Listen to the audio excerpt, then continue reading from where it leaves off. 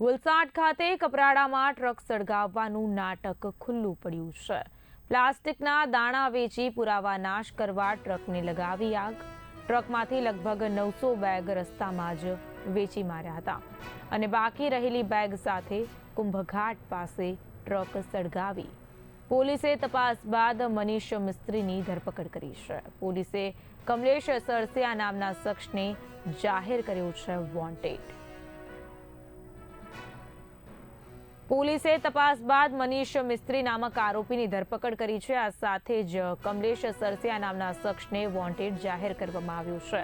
કપરાડામાં truck સળગાવવાનું નાટક જે છે ખુલ્લું પડ્યું છે।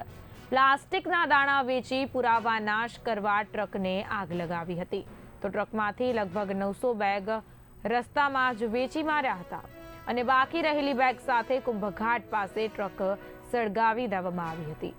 આ સમગ્ર મામલે પોલીસે તપાસ શરૂ કર્યા બાદ મનીષ મિસ્ત્રી નામક આરોપીની ધરપકડ કરી છે, જ્યારે કમલેશ સરસિયા નામના શખ્સને વોન્ટેડ જાહેર કરવામાં આવ્યો છે।